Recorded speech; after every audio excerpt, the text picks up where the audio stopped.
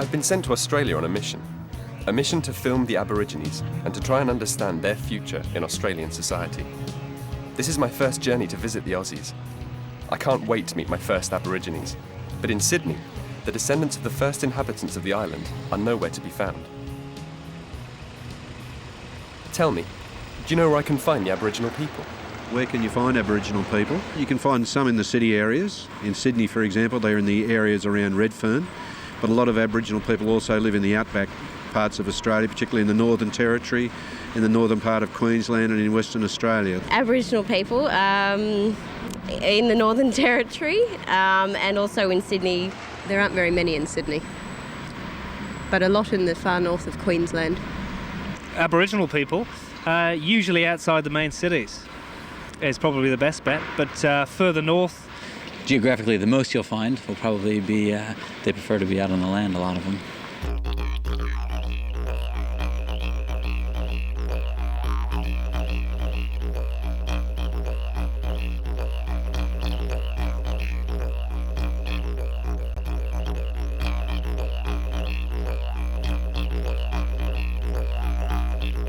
There are around 390,000 Aborigines in Australia, and that accounts for only 2% of the total population. The Northern Territory is the only Australian state where they have a significant presence. In the Northern Territory, the Aborigines account for 30% of the population. So this is the region I decide to head to. After a long journey of almost 4,000 kilometres, I finally arrive in the small town of Katherine.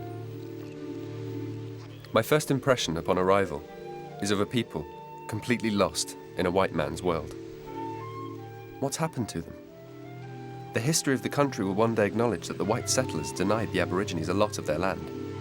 They killed many Aborigines, deported others, and deprived them of their rights. What do they have left?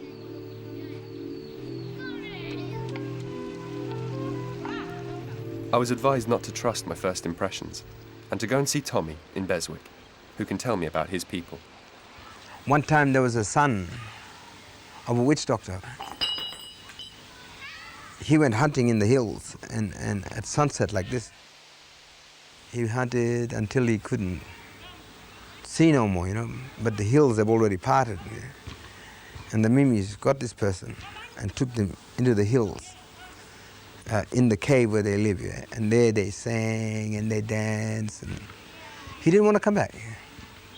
But the witch doctor from the village, he went down, he sang to the ground and his hair grew like a vine, went around the son's arm. And he sang, and the power of that song pulled this person out of that. As we, in life, we are so easy to please, with alcohol and things like that. And we're like that young hunter who's gone into the caves of the Ridleys. But there's no more witch doctors to sing the songs. However it is, destruction is with alcoholism everywhere. These are beautiful people, and I've seen that change. They were beautiful women. Now they're all busted up, twisted. What happened to my sister?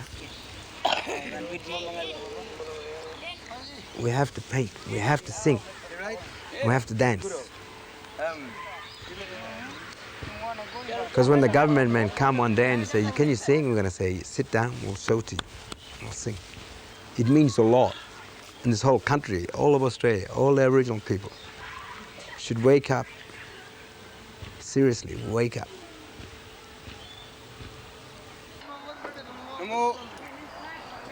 I can let him dance when you were drunk, true? You mustn't do him like that.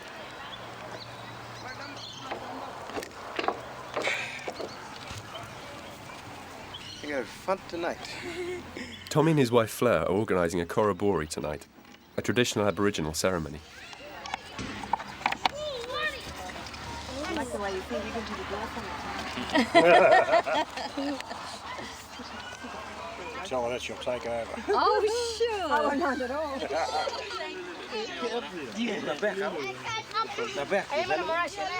I'm dancing. I've learned that when they first came face to face with them, the Aborigines mistook the white settlers for spirits.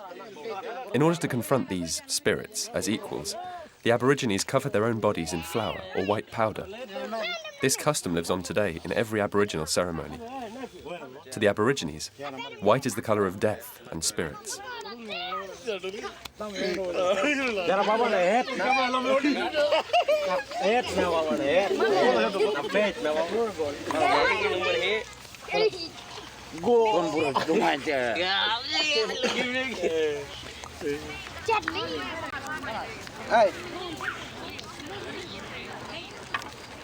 Burbuck Boone was preparing some wood for the fire in order to provide warmth and light for his family. He added some wood to the fire because he had noticed that one of the logs had hollowed out and a family of termites was busy nibbling away at the tender wood at the center of the log. Since he didn't want to hurt the termites, he brought the hollow log up to his lips and began to blow. The family of termites was thrown out into the night sky, and they formed the Milky Way and the stars, and they lit up the entire countryside. And then, the vibrations of the didgeridoo blessed Mother Earth for the first time. Its vibrations would protect the Earth and all of the spirits of the Dreamtime for the rest of eternity.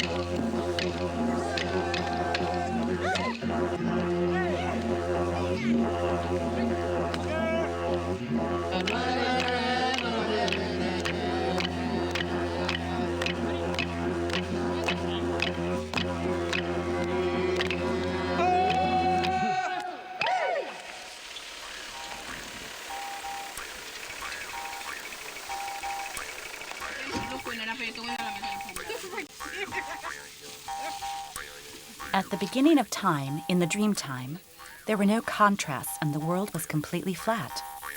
Then some creatures who were half man, half animal emerged from the earth. These beings, our ancestors, moved around and hunted and fought, and in doing so, they modeled the earth. They created the contrasts in the landscape. They created the rivers and the plains, the trees and the dunes, the animals and the plants. They created water, air, and fire. Exhausted by all of their activities, they then returned into the earth. Sometimes, the spirits transform themselves into a rock, a tree, or other parts of the landscape. When this happens, they become sacred places, which only the men and the women who have been initiated have the right to see. Tommy has explained to me that when the women of Beswick go to collect the leaves from the pandana trees, they never return to the same tree twice in 1 year. This is because it's important to give the tree some time to regenerate.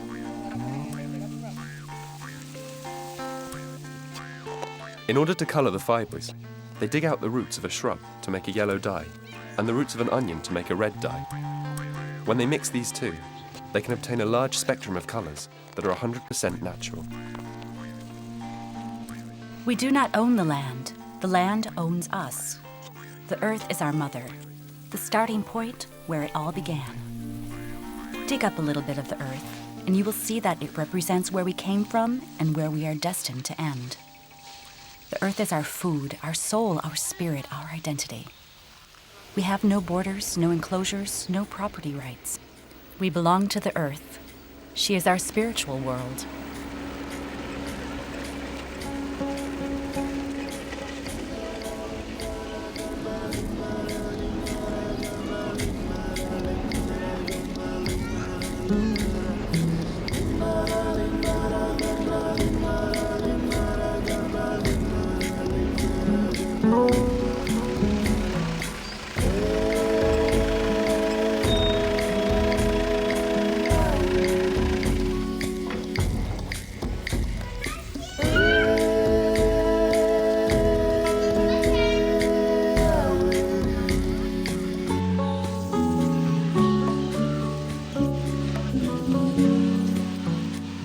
fibres of the pandana trees are dried in the sun, and then they're soaked in the dyes. The fibres are used to make baskets and mats. The many detailed movements of these women have not changed at all for hundreds of years.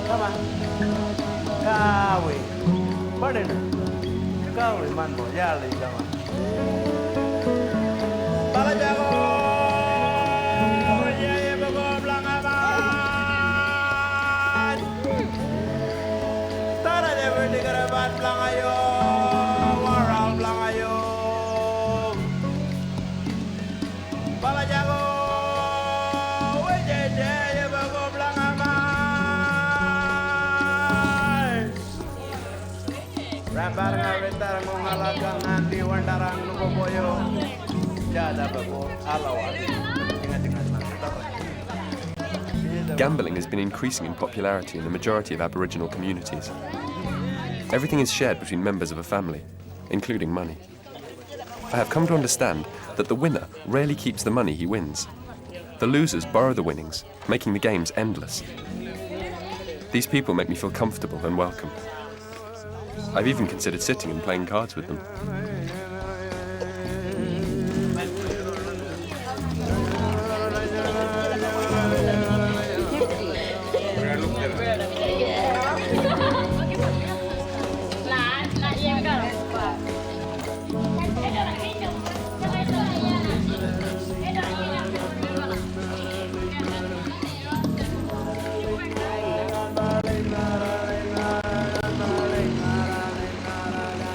Beswick is 110 kilometres away from the nearest town. The supermarket here does not sell any alcohol. There is only one authorised bar in the village, and it's only allowed to sell alcohol for 2 hours at the end of each day. Consumption is limited to 6 cans of beer a day for men and 4 cans a day for women. This doesn't prevent alcoholism, but it does reduce it. It's easy to get addiction. People get bored in the bush. You're granted if you can paint and you can play didgeridoo. You're granted because you can do things. Here you have to create things for people, and the majority of the people can't do anything. We have a problem with reading and writing and mathematics, and the system of the white world seems to fail us. And the further you learn about it, you learn about the bureaucracies and the government departments and people who try to look after you. Why should they look after us all the time, you know? It doesn't work. And I've been away for a long time in Melbourne, living in Melbourne,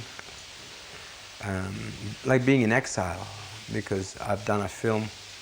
And some of my family had said that I've been a traitor in our cultural world to become famous. And that was very painful. We get through all sorts of dilemmas. Look, I'm an Aboriginal man married to a white woman, you know, and very interesting.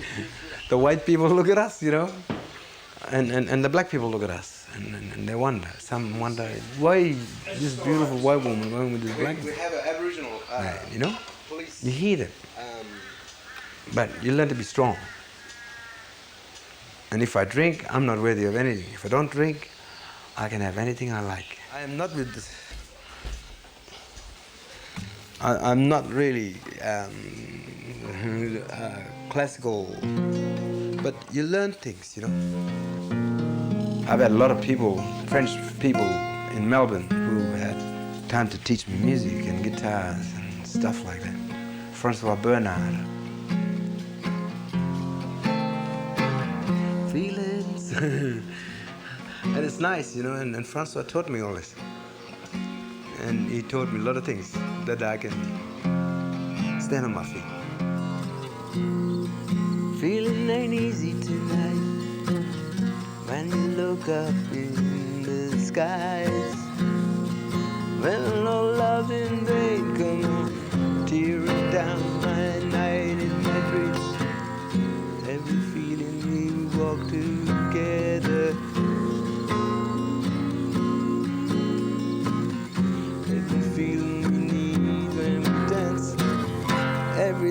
started changing in the night times.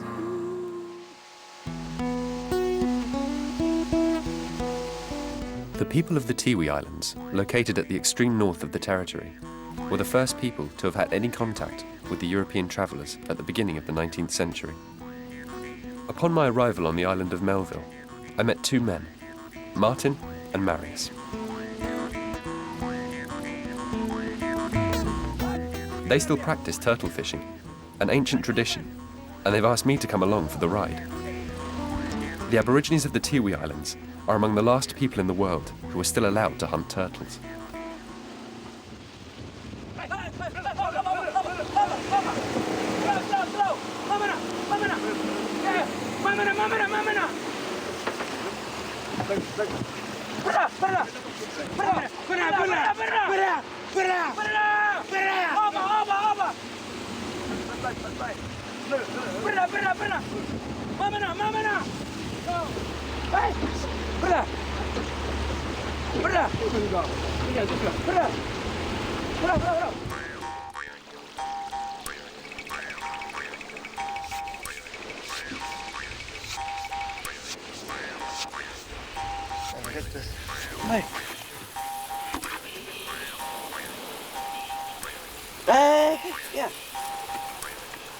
Since the turtle has escaped them, Martin and Marius have to settle for some recently laid turtle eggs.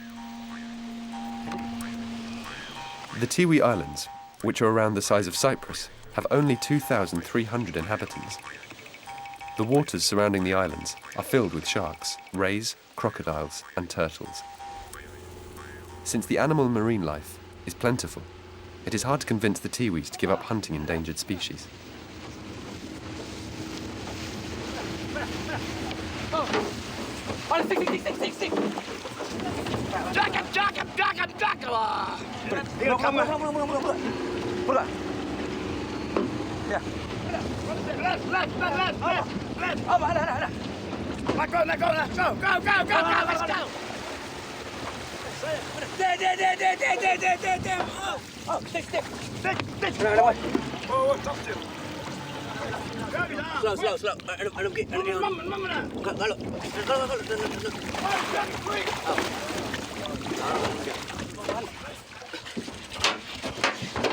Black people cry, and the white people wonder why.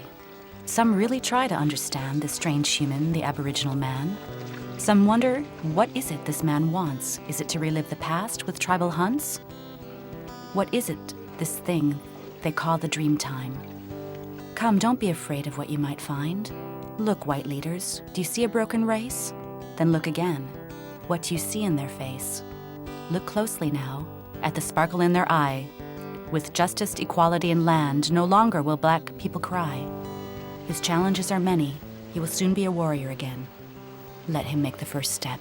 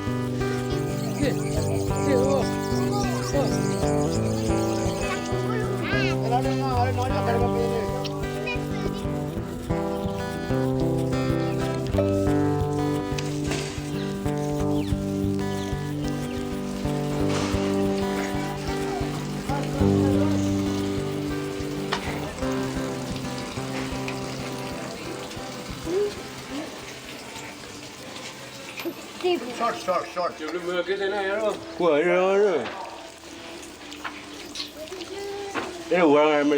We live on animals on the land. We eat them, and on the sea. We've been eating them for a long time. Our grandfathers, great-great-grandfathers, they taught us from generation to generation to eat the food on the land and on the sea. We are limiting the catch. In one hunting, maybe 2 is the limit, 2, 3. But we know in some places where there's lots of turtles, they get maybe 3, 4, you know. But people are aware of the turtle. The numbers are going down.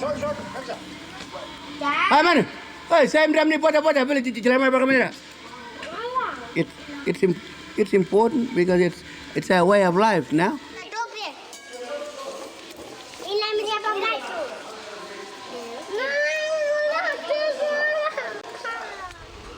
In the place of this supermarket, there used to be a very particular boarding school. In 1911, under a law intended to protect the indigenous population, mixed-race babies and children were forcibly taken away from their Aboriginal families and placed in boarding schools run by white people. The goal of the authorities was to ensure that these mixed-race children adopted European values so that they could later be assimilated into white society. These people are known as the children of the lost generation. Martin was one of these children. I came here in 1945 during the mission days. Yeah. Very hard life I had here. After the war? People came after the war, yeah. Oh, there was a lot of us. 400 girls, 500 boys from all parts of Australia and Northern Territory. Yeah. I went back myself. Then I seen a friend then in Tendon Creek. I knew him from Darwin. I knew him from Darwin. And he knew my family. He knew my mother. He knew my father was. So. And he told you? He told me. You family then there? I went with him to Alice Springs. Then he told me, "This is your son. This is your lost son." See my mother, my grandmother, my grandfather. Yes. Very happy. And do they come to visit you sometimes? No. No. And you? Have you visited them several times? Several times, yeah.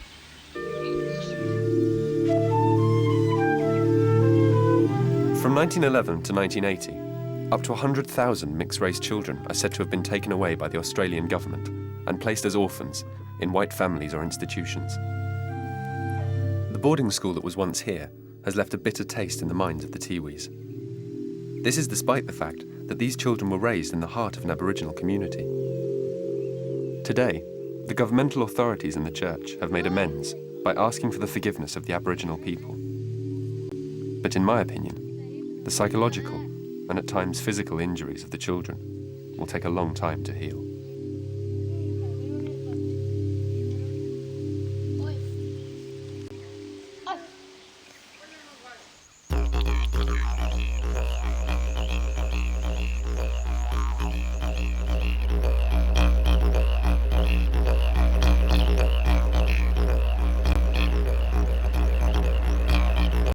Kakadu wetlands are renowned internationally for their incredibly high biodiversity values, and they're listed under the World Heritage Convention.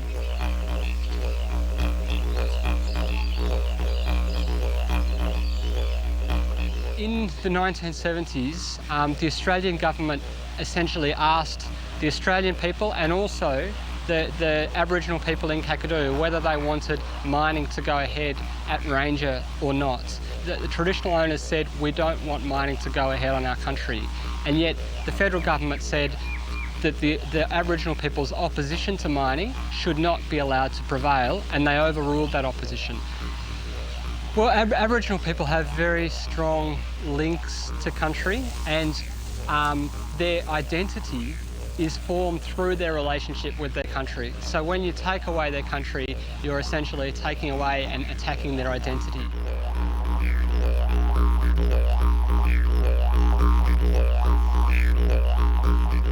Since mining started in Kakadu, there's been a huge escalation in social problems amongst the Aboriginal communities there. Really serious problems with alcohol, serious health problems, very poor levels of educational attainment.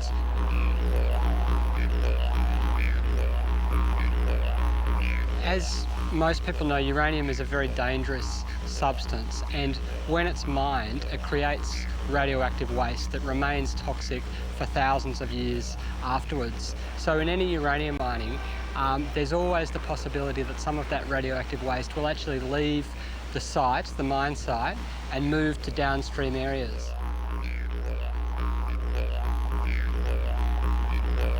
Just about every single mine in Northern Australia has lost some contaminated materials to the external environment at some stage because they haven't been able to manage the huge quantities of water that fall on sites in the wet season every year. And in fact, at Ranger, there's a legacy and a history of contaminated materials moving off the mine site and into the environment. And in fact, every year, the mining company dumps water, which is of a fairly poor quality, into the national park, which actually poses a risk for traditional owners who live downstream and who eat many of the animals and species that live in the wetlands. And obviously the radiation accumulates in the environment, and there's a real risk there that they will be exposed to radiation levels that they wouldn't have been exposed to if the mine hadn't happened.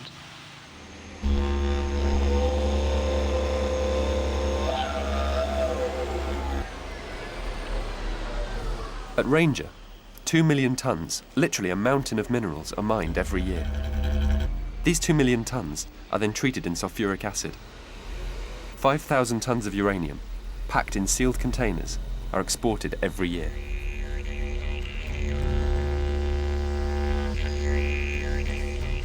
The press release of the mining company claims that they produce 8% of all uranium in the world, and that they are the major suppliers to the nuclear power plants in Asia, the Americas, and Europe.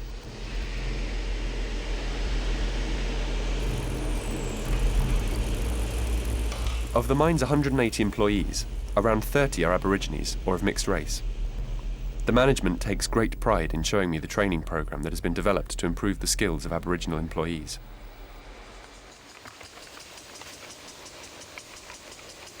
Receiving mine shift supervisor, vehicle 72 entering the mine area with 4 people going down to the bottom of pit 3. Fit at the moment, Greg? That'd be correct. Gail Tambling is 23 years old. She has signed a 2-year training contract and is employed in the environmental department. Her job is to ensure that rainwater is properly drained from the bottom of the mine pit and channeled to the retention ponds.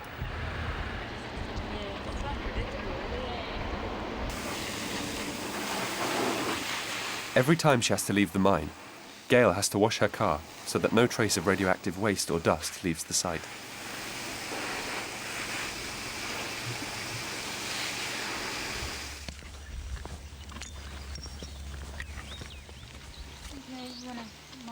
Another aspect of her job is to take samples from the retention ponds in order to measure the purity of the water and its radiation levels.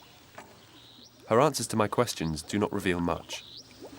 I have the feeling that she is aware of the risks that the mine places on the environment, but that she would just rather not say anything about them. She's clearly got too much to lose. Gail is separated from her husband, and she lives with her son and her young sister in a villa that has been provided for her by the mining company.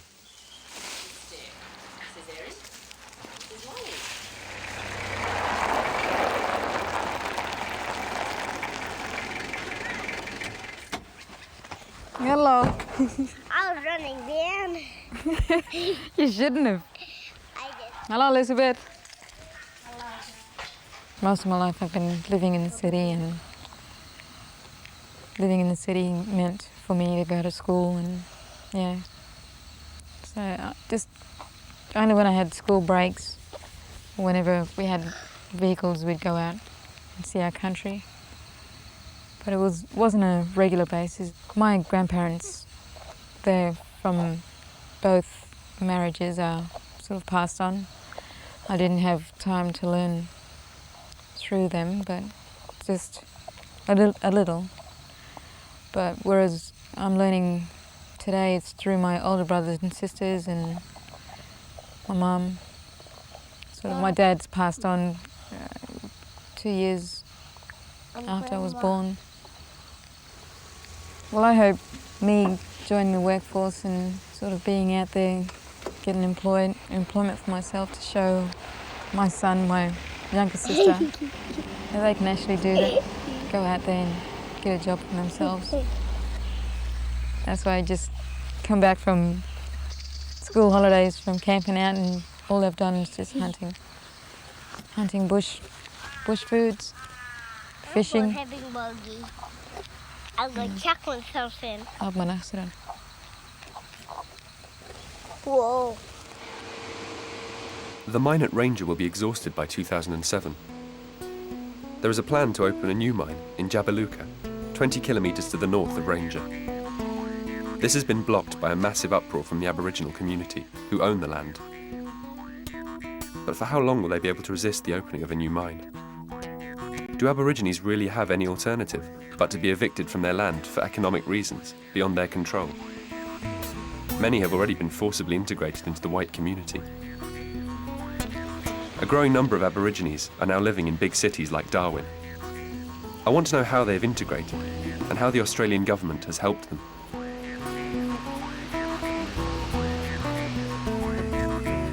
Marie is 21 years old.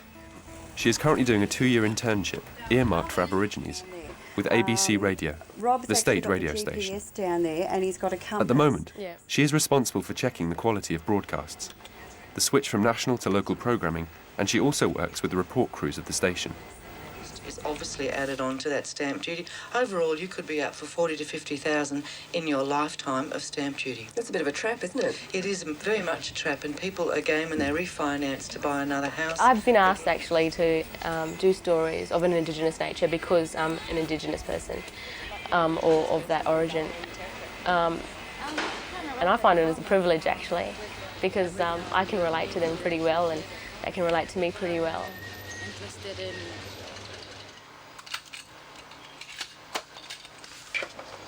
Are your parents to not share their culture? It's so much, I think there's so much of a difference when you have confidence. You feel much better about yourself, you feel so much better about showing people your home and showing people your families and walking out with them and doing things with them.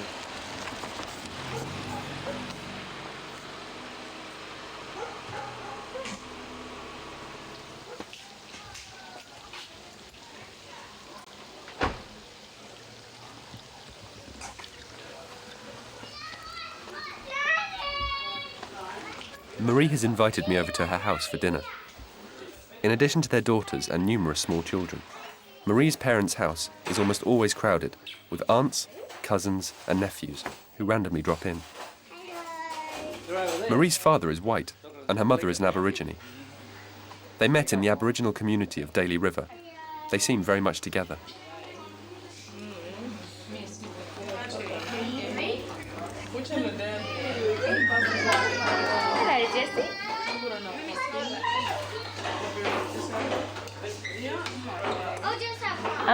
My mum, she's done a lot for us.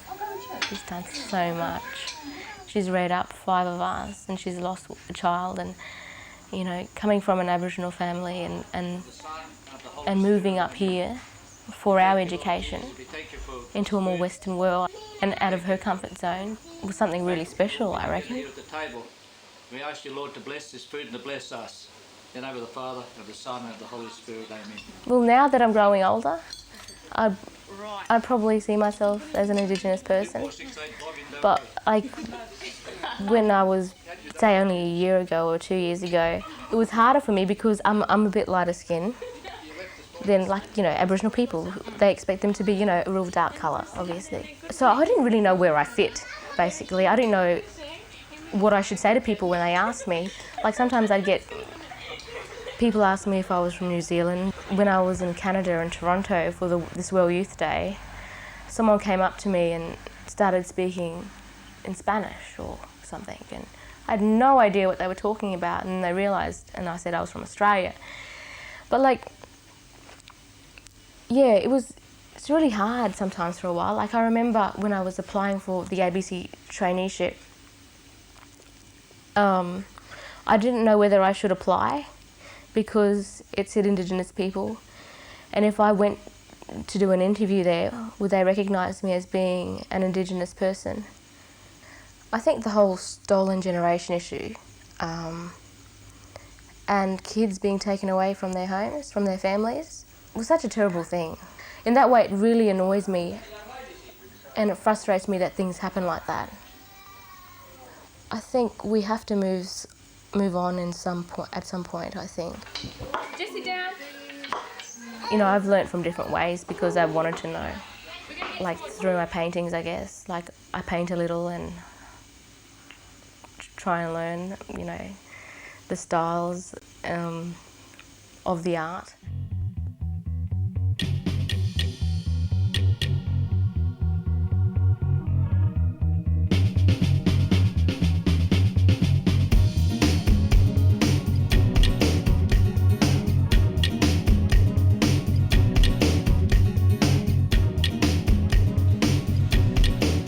I met Janet in an art gallery that I wandered into in Darwin. Aboriginal art has been increasing in popularity and is really about to explode on the art scene.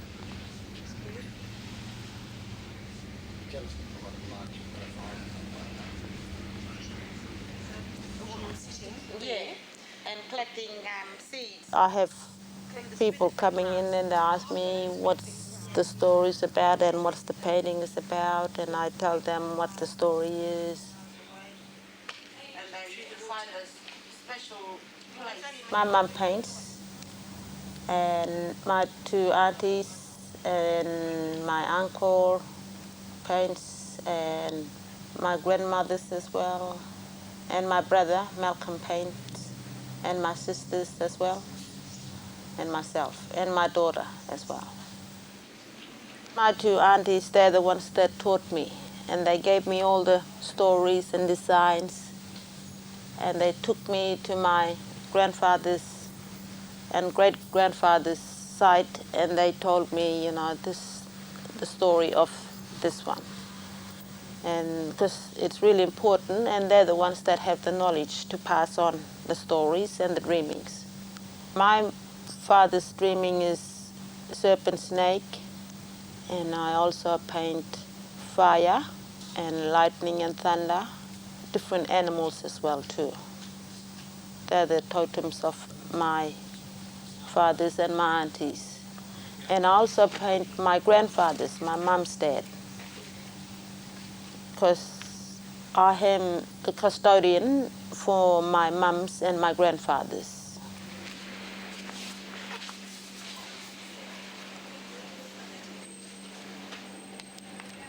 Oh,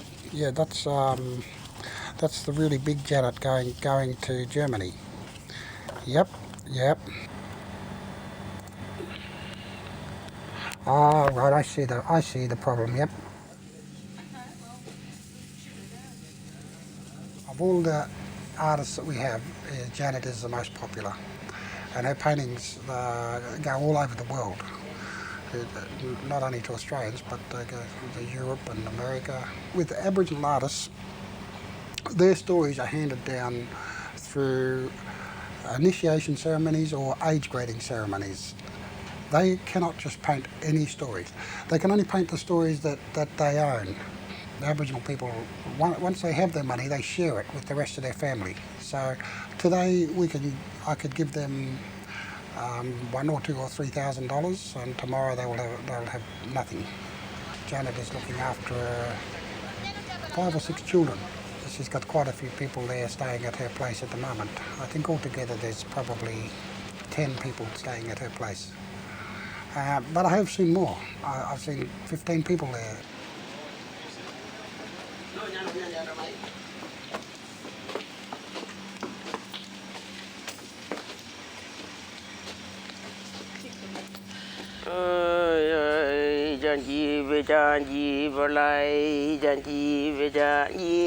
Janet's mother's song tells the story of the painting, which is about the history of her clan.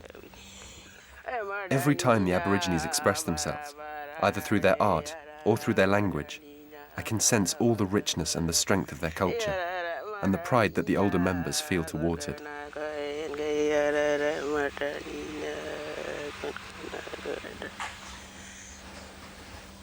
I teach my daughters and nieces to paint too, because it's really important.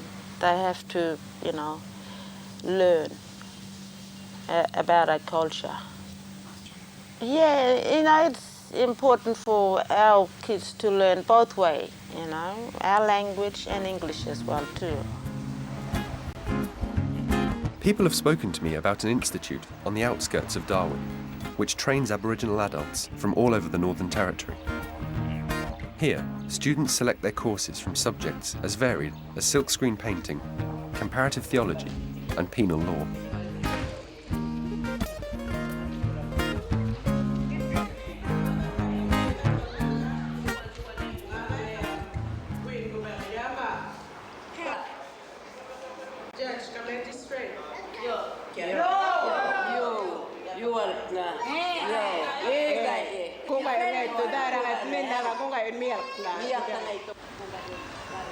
We train adults, so we're training the parents and encouraging the parents in ways of living in two societies.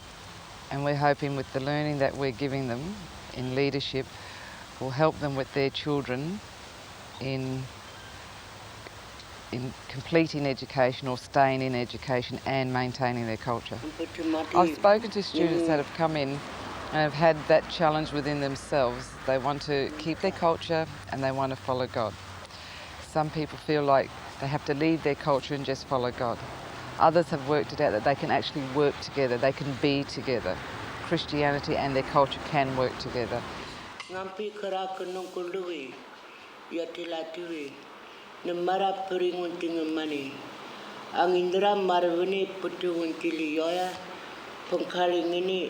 In my opinion, Clementine really stands out as a pillar of strength and courage.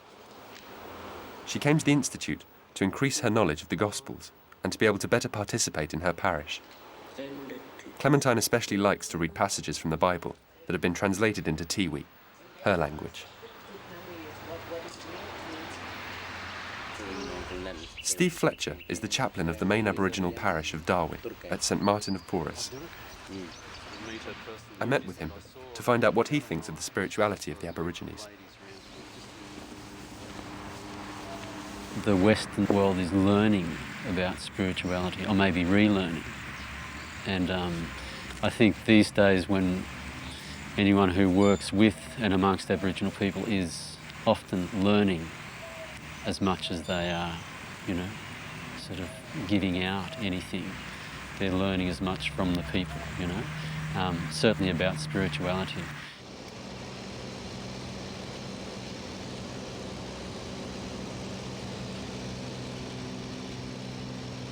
At the weekends, Clementine goes back to the Tiwi Islands with her two grandchildren, Lauren and Clancy, who go to school in Darwin. Last night, Clementine and I talked for ages and a real rapport developed between us. She insisted that I join her on her trip to the islands. She wants to show me that it is possible for the Aborigines to bring together the white world, a world of materialism and Christianity, and the traditional world of her ancestors. Thank you.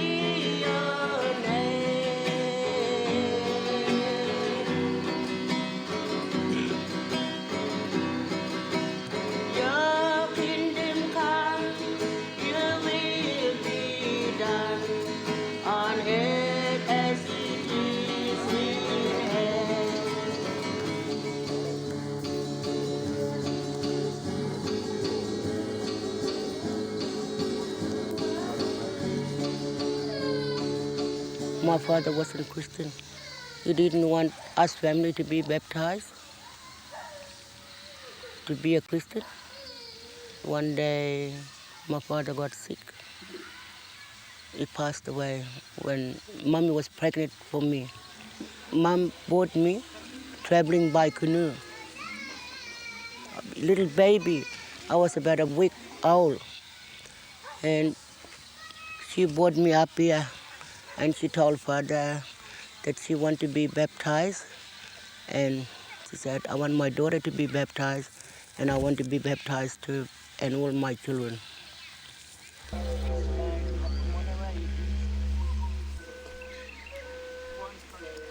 Clementine pays a visit with her aunt to her uncle's tomb. The Tiwis decorate every tomb with 4 totem poles that the in-laws of the deceased have the responsibility of painting and carving. These totem poles are raised to protect the dead from evil spirits. We think about people too. We know that their spirits are always with us.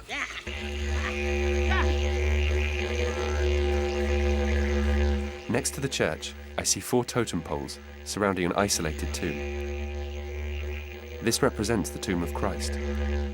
Even as Christians, the Aborigines never completely give up their traditional beliefs. Clementine feels responsible for her many grandchildren. Today, they are taking a trip 20 minutes into the centre of the island. Somehow, Clementine has found a balance between the white world and the traditional Aboriginal world, and she is trying to share this with her family and her community. Her strength of character is striking.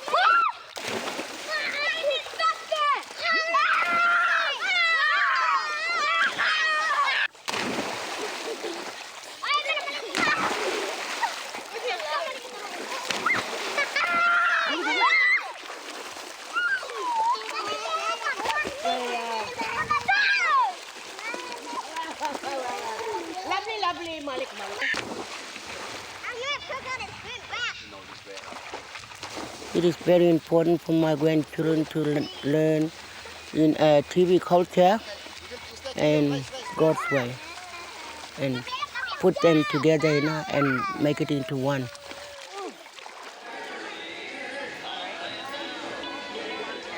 Clementine is a modern Christian.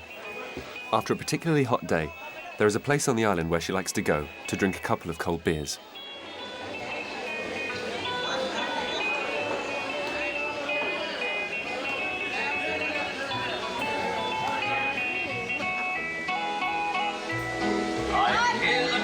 Coming down the line, there's a musical note in the whistle whine, and I'll soon be back in the mustering camp again.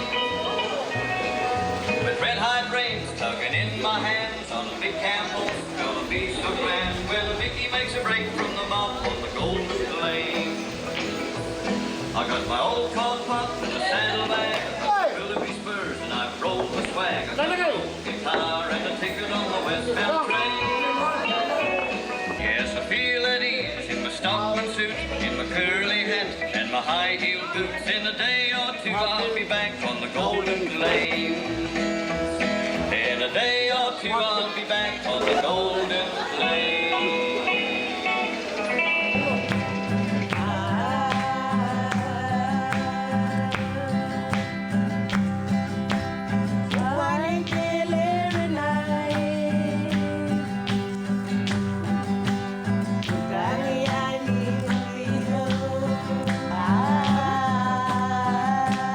In Clementine's village, fewer and fewer people know how to speak Tiwi. This is especially true among children and young people who are more comfortable speaking and understanding English. Fortunately, the young people can still learn from their elders who sing in Tiwi about the origins of their tribes and of the Aboriginal people.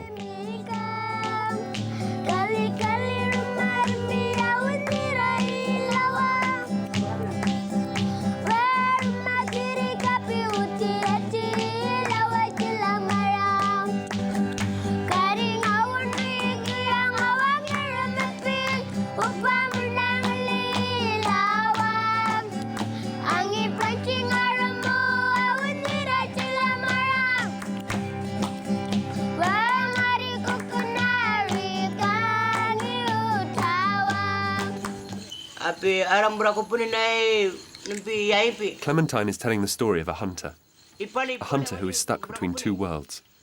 The ruthless world of the white people who came from beyond the seas, and the gentle and peaceful world of the Aboriginal clans, who are threatened by doubt and troubled by these new values introduced by the white people.